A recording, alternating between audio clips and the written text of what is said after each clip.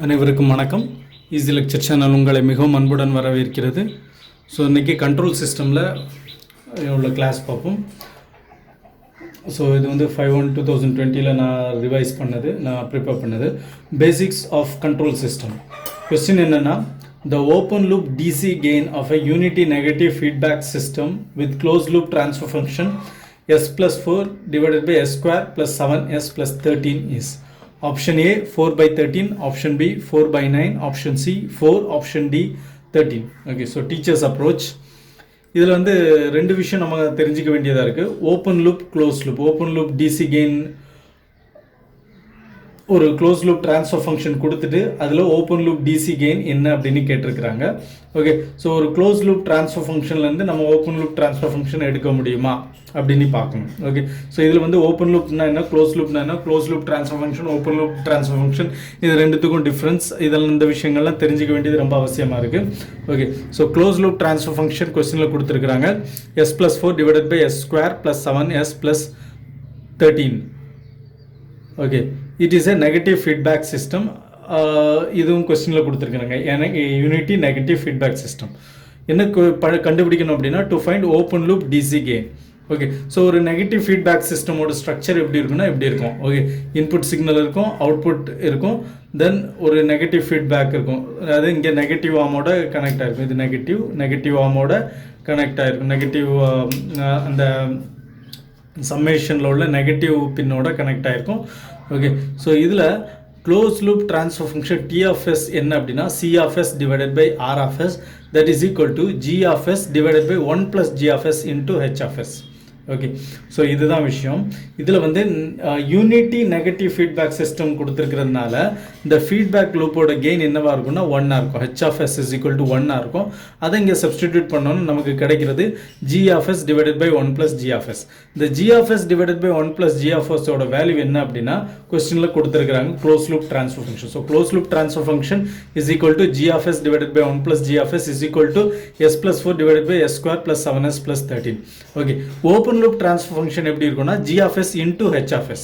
Okay, h of s ஓட value நமக்கு இங்கே க்ளோஸ் லூப் ட்ரான்ஸ்ஃபர் ஃபங்க்ஷன் வச்சு நமக்கு தெரிஞ்சிடும். h of s is equal to 1. இப்போ இந்த ஈக்குவேஷன்லேருந்து நமக்கு g of s என்ன அப்படின்னு கண்டுபிடிச்சிடலாம். ஸோ இதை சால்வ் பண்ணுறதுனால நமக்கு g of s கிடச்சிடும்.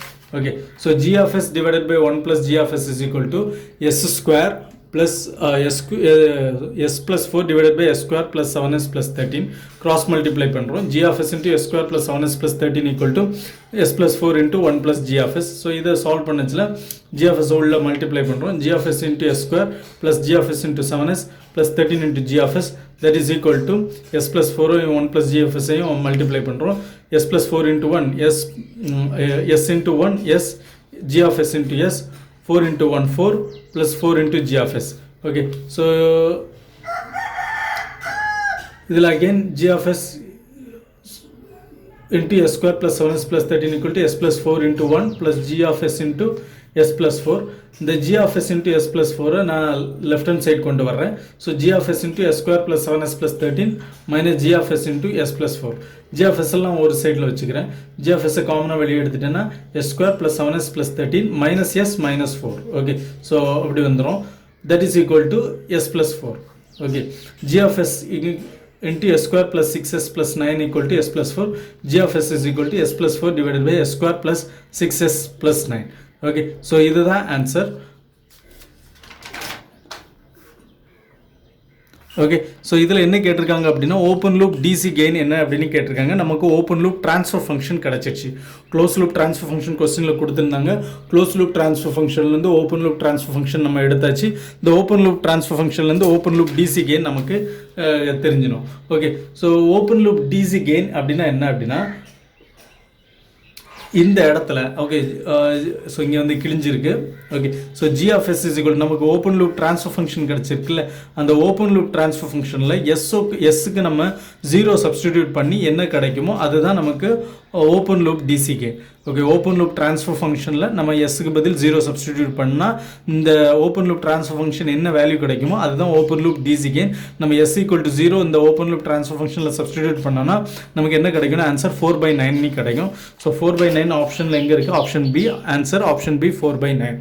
ஓகே, ஸோ இதுதான் இந்த கொஸ்டின். இப்போ ஃபர்தராக என்னெல்லாம் எக்ஸ்பிளனேஷன் இதில் இருக்குது அப்படின்னா, DC gain of close loop transfer function என்னென்ன அப்படின்னா, க்ளோஸ் லூப் ட்ரான்ஸ்ஃபர் ஃபங்க்ஷன் இதே கொஸ்டினை வந்து க்ளோஸ் லூப் ட்ரான்ஸ்ஃபர் ஃபங்க்ஷனோட டிசி கெயின் கேட்டாங்க அப்படின்னா, க்ளோஸ் லூப் ட்ரான்ஸ்ஃபர் ஃபங்க்ஷனில் s = 0 சப்ஸ்டிடியூட் பண்ணி நம்ம சால்வ் பண்ணோம். அப்போ நமக்கு 4/13 கிடைக்கும். ஓகே, ஸோ இங்கே வந்து ஓப்பன் லூப் டிசி கெயினும் நம்மளால் எடுக்க முடியும், க்ளோஸ் லூப் டிசி கெயினும் எடுக்க முடியும். Okay, close loop transfer function close loop DC gain 4/13, open loop DC gain 4/9. Okay, so ஒரு கொஸ்டின் கொடுத்துருக்காங்க, க்ளோஸ் லூப் ட்ரான்ஸ்ஃபர் ஃபங்க்ஷன் கொடுத்துருக்காங்க, அதில் ஓப்பன் லூப் டிசி கெயின் கண்டுபிடிக்க சொல்லியிருக்காங்க. ஸோ நம்ம என்ன பண்ணோம், ஓப்பன் லூப் ட்ரான்ஸ்ஃபர் ஃபங்க்ஷன் எடுத்தோம். ஓப்பன் லூப் ட்ரான்ஸ்ஃபர் ஃபங்க்ஷனில் s = 0 வச்சு சால்வ் பண்ணிச்சுல நமக்கு ஓப்பன் லூப் டிசி கெயின் கிடைச்சது. இதே question close loop DC gain கேட்டிருந்தாங்கன்னா க்ளோஸ் லூப் ட்ரான்ஸ்ஃபர் ஃபங்க்ஷனில் s = 0 சப்ஸ்டிட் பண்ணும். ஓகே, ஸோ டிசி கெயின் அப்படின்னா என்ன, அது வந்து error coefficient parameter. Okay, so error coefficient parameter என்னெல்லாம் அப்படின்னு பார்த்தோன்னா நமக்கு 3 விஷயங்கள் இருக்குது. Displacement error coefficient, velocity error coefficient, acceleration error coefficient அப்படின்னு 3 பேராமீட்டர் இருக்குது. ஓகே, ஸோ நமக்கு இங்கே சால்வ் பண்ணியாச்சு. இது ஃபர்தர் எக்ஸ்பிளனேஷன் இந்த ரிலேட்டட் டாபிக். ஓகே, நமக்கு ஆன்சர் கண்டுபிடிச்சிச்சு 4/9. ஓகே, இது ஃபர்தர் எக்ஸ்பிளனேஷன் இந்த ரிலேட்டட் டாபிக். ஓகே, ஸோ இதில் என்னெல்லாம் பார்ப்போம். Type 0 system. டைப் 0 சிஸ்டம்னா நமக்கு போல் வந்து எதுவுமே கிடையாது. ஓகே, ஸோ போல் எதுவுமே கிடையாதுன்னா டினாமினேட்டரில் எஸ்ஸோட வேல்யூ எதுவுமே கிடையாது. அப்போது நமக்கு கிடைக்கிறது டிஸ்பிளேஸ்மெண்ட் எரர் கோஎஃபிஷியன்ட் கண்டுபிடிக்க முடியும். KP = limit s → 0 g(s). இதே டைப் 1 சிஸ்டமில் நமக்கு கண்டுபிடிக்க முடியாது, வெலாசிட்டி எரர் கோஎஃபிஷியன்ட் கண்டுபிடிக்க முடியும். வெலாசிட்டி எரர் கோஎஃபிஷியன்ட் என்னென்னா k(v) = limit s → 0 s × g(s). Okay, அதே டைப் 2 சிஸ்டமுக்கு டினாமினேட்டரில் நமக்கு s² இருக்கும், டைப் 1 சிஸ்டமுக்கு டினாமினேட்டரில் s இருக்கும். ஓகே, டினாமினேட்டரில் இங்கே டைப் 2 சிஸ்டமுக்கு s² இருக்கும். இதை வச்சு நம்ம ஆக்சலரேஷன் எரர் கோஎஃபிஷியன்ட் கண்டுபிடிக்க முடியும். ka = limit s → 0 s² × g(s). Okay, ஸோ இப்போ இதே question suppose if g(s) = s + 4 / s × s² + 6s + 9 அப்படின்னு கொடுத்துருந்தாங்க. அதில் g(s) s = 0 அப்படின்னு நம்ம சப்ஸ்டிடியூட் பண்ணோம்னா நமக்கு என்ன ஆன்சர் கிடைக்கும்னா s + 4 / 0 கிடைக்கும், அது இன்ஃபினிட்டி கிடைக்கும். இது ராங். ஓகே, இது என்ன மாதிரியான சிஸ்டம்னா it is a type 1 system. அதனால நம்ம என்ன கண்டுபிடிக்கணும் அப்படின்னா நம்ம வெலாசிட்டி கோஎஃபிஷியன்ட் தான் கண்டுபிடிக்கணும். வெலாசிட்டி கோஎஃபிஷியன்ட் என்ன அப்படின்னா kv = limit s → 0 s × g(s). So g(s) கொடுத்துருக்குறாங்க, அதில் s × g(s)ல தான் நம்ம எரர் கோஎஃபிஷியன்ட் கண்டுபிடிக்க முடியும். ஓகே, இப்போ s × g(s) கண்டுபிடிச்சோம் அப்படின்னா என்ன, s × s + 4 / s × s² + 6s + 9 ஆகும். s கேன்சல் ஆயிரும். ஓகே, s கேன்சல் ஆயிரும். இப்போ இதுக்கு வந்து s → 0 நம்ம அப்ளை பண்ணோம்னா நமக்கு 4/9 கிடைக்கும். இது வந்து இது velocity error coefficient. Okay, so நமக்கு கரெக்டான டைப் நம்பர் சிஸ்டமுக்கு கரெக்டான எரர் கோஎஃபிஷியன்ட் கண்டுபிடிக்க முடியும். ஓகே, ஸோ இந்த சிஸ்டம் இது வந்து டைப் 1 சிஸ்டம். இந்த சிஸ்டம்க்கு நம்ம டிஸ்பிளேஸ்மெண்ட் எரர் கோஎஃபிஷியன்ட் கண்டுபிடிச்சோம். அதாவது g(s) s = 0 g(s)க்கு சப்ஸ்டிடியூட் பண்ணோம்னா அது டிஸ்பிளேஸ்மெண்ட் எரர் கோஎஃபிஷியன்ட் ஆயிடுது, அது இன்ஃபினிட்டி வரும், அது ராங். ஓகே, ஸோ நம்ம இங்கே வெலாசிட்டி எரர் கோஎஃபிஷியன்ட் தான் கண்டுபிடிக்க முடியும். ஓகே, ஸோ அடுத்த கொஸ்டின் பார்ப்போம்.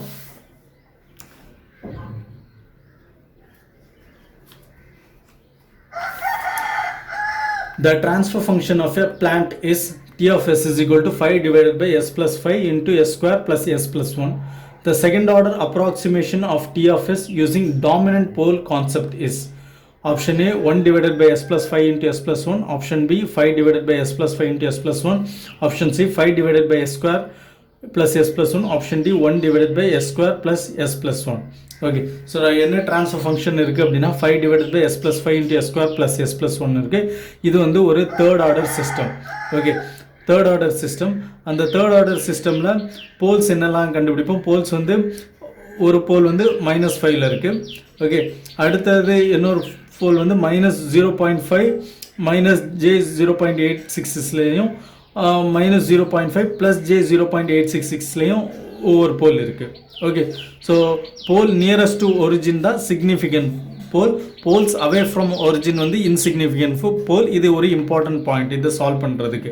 ஓகே, ஸோ இப்போ நம்ம கண்டுபிடிக்கிறது என்ன அப்படின்னா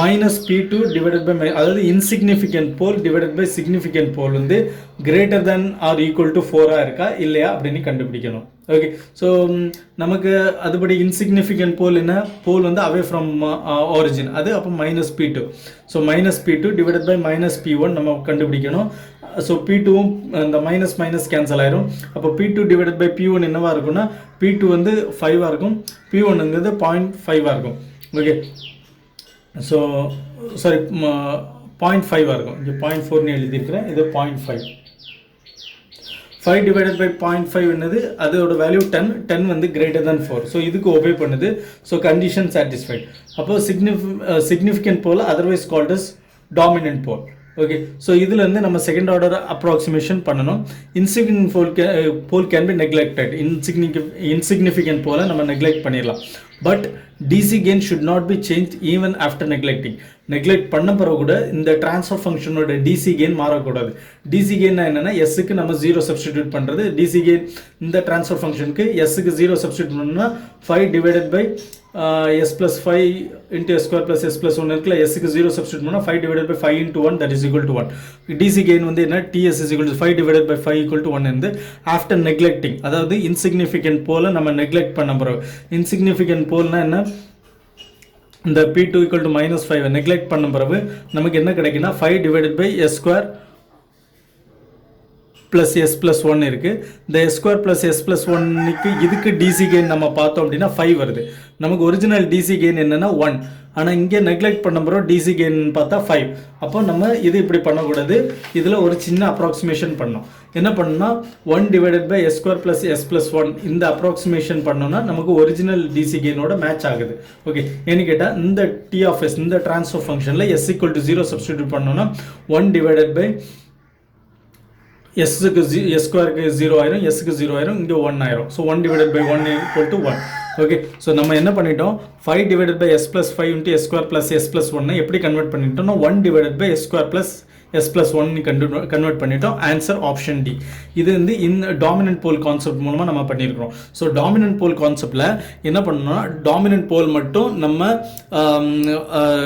வச்சுக்கிறோம் இன்சிக்னிஃபிகண்ட் போல நெக்லெக்ட் பண்ணோம் அதான் இதோட கான்செப்ட் ஸோ இன்சிக்னிஃபிகண்ட் போல எப்போ நெக்லெக்ட் பண்ண முடியும்னா insignificant pole divided by significant போலோட வேல்யூ கிரேட்டர் தான் ஆர் ஈக்குவல் டு 4 வந்துச்சுன்னா ஓகே ஸோ இந்த பேராமீட்டர் இந்த கண்டிஷன் சாட்டிஸ்ஃபை ஆச்சுன்னா தான் இன்சிக்னிஃபிகண்ட் போல நெக்லெக்ட் பண்ண முடியும் சிக்னிஃபிகண்ட் போல தக்க வச்சுக்க முடியும் இப்போ சிக்னிஃபிகண்ட் போல தக்க வச்சுக்கிட்டாலும் சரி நமக்கு என்ன இருக்கணும் அப்படின்னா டிசி கெயின் வந்து மாறிடக்கூடாது இப்போ ஒரிஜினல் கொடுத்த கொஸ்டினில் கொடுத்த ட்ரான்ஸ்ஃபர் ஃபங்க்ஷனோட டிசி கெயின் 1 அந்த 1 வந்து மாறிடக்கூடாது நம்ம நெக்லெக்ட் பண்ணோம்னா அந்த டிசி கெயின் வந்து மாறிடுது ஓகே ஸோ இந்த change 5 divided by s square plus s plus 1 நியூமரேட்டரில் 1 மாற்றிடும் 5 நம்ம தூக்கிட்டு 5க்கு பதில் 1 சப்ஸ்டிடியூட் பண்ணோம்னா டிசி கெயின் மாறாது okay 5 divided by s square plus s plus 1 divided by s square plus s plus 1 மாற்றணும்னா நமக்கு டிசி கெயின் மாறாது ஆன்சர் வந்து நமக்கு டிசி கெயின் 1 அந்த matching with original DC gain so answer option D